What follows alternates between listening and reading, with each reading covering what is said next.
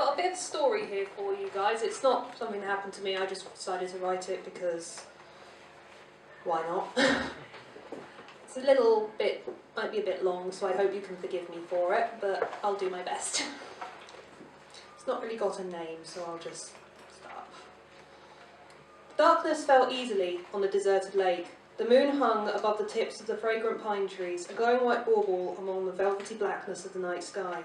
It was reflected in the shimmery, inky surface of the lake as it lapped gently on the muddy bank before being dragged away from it like a disobedient child. There had been recent rainfall. The ground was slippery under the deceiving soft blanket of the jade grass, and the air was alive with its smell.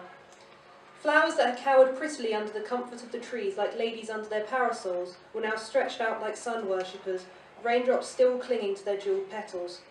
The trees stood stoically, as nothing around them seemed to stir, the quiet holding them all in its spell. It was like the place was holding its breath, waiting for something that they could not explain, but they knew was coming. There was a rustling as a fox moved through the trees, his nose close to the ground.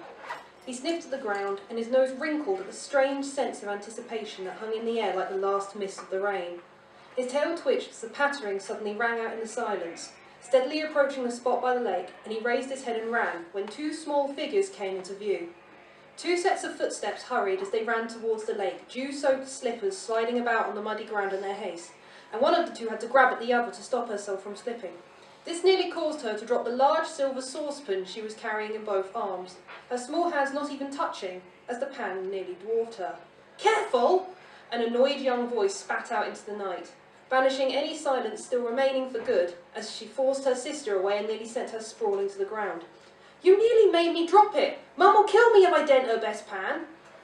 The taller of the two young girls just shot her sister a grumpy look. "I don't understand why you had to bring that one. Mum has heaps of pans." "But this is the nicest, Hazel," the younger girl protested, tossing her hair away from her sister's clear ignorance and nearly slapping herself in the face with her long frizzy hair.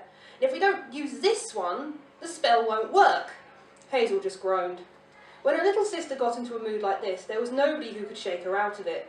Not even the promise of a new stuffed toy or a trip to the park would get the stubborn 6-year-old to change her mind, and Hazel had long since learned that it was usually best to just go along with her.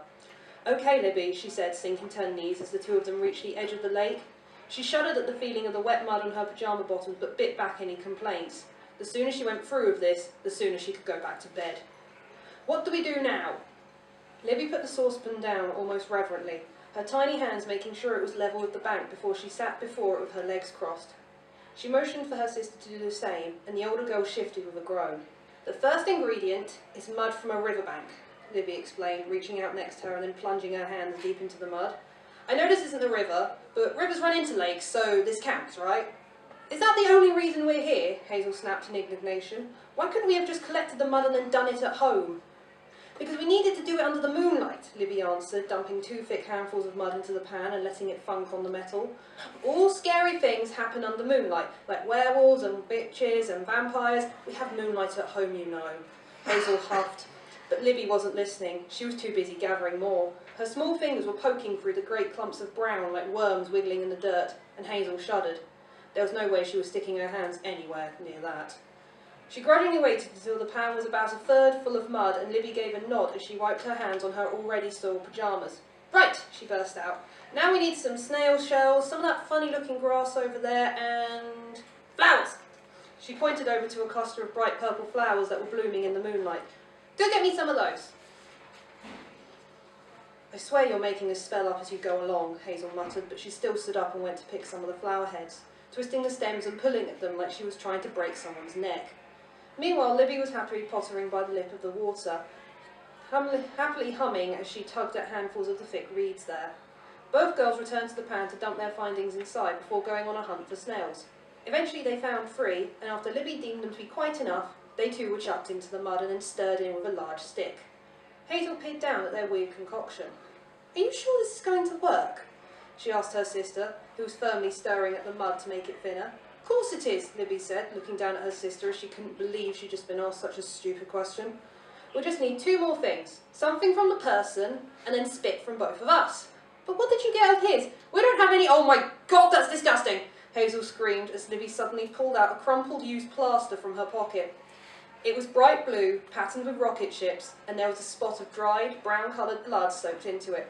Hazel stared at it in horror, then looked back up at her sister, who was holding it like it was a sacred relic. "Libby, where did you get that?" The 6-year-old smiled. "He had to go to the school nurse today because he hit his head.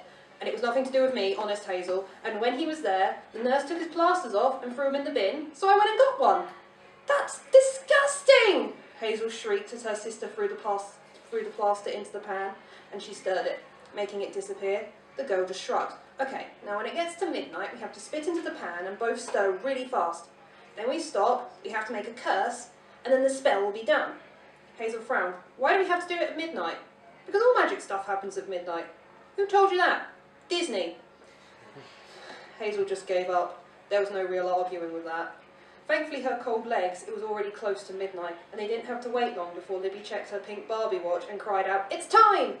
Gathering all the spit they could in their mouths, they bent over the pan, their heads nearly slamming together as 2 splats of spittle hit the mud. They then both gripped the stick and stirred with all their might, their faces screwed up in concentration as the rhythmic sound of the stick clashed with the pan's edges.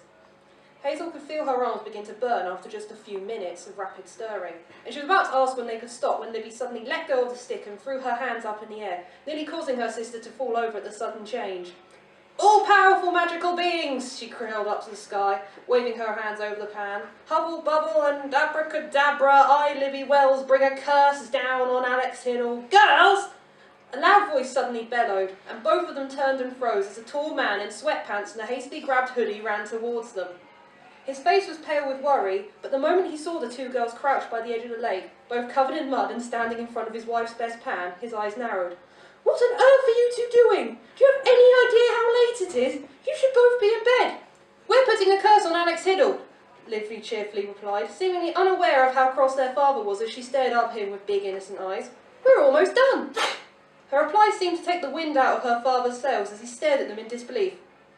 "Why do you want to curse Alex Hiddle?" "Because," Libby answered back in her tone that suggested she was talking to the dumbest person on the planet, "Alex Hiddle has to die."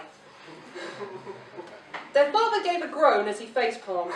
"I love my children, I love my children, I love my children," he muttered under his breath like he was casting his own spell, before he looked back down at 2 of them. "Why does he have to die?" "He's a meanie," Libby insisted, her mouth in an angry pout as she started reeling off a list of Alex Hiddle's disastrous crimes. "He borrowed my rubber and then he didn't give it back even though I asked. And then he pushed in the lunch line in front of me and then he lied to the teacher and then he said all girls were sissy and then okay, I get it." Their father gave an exhausted sigh as he reached out his hands to them and hoisted them up. "Let's just get you both home and cleaned up, shall we, before your mum sees you both." "But what about my spell?" Libby asked, hanging back. Hazel didn't look back as she gladly took the hand. She just wanted to be home already. "I'll come and get it in the morning," their father replied, gently but firmly leading them away. "Magic spells. What will you think of next, Libby?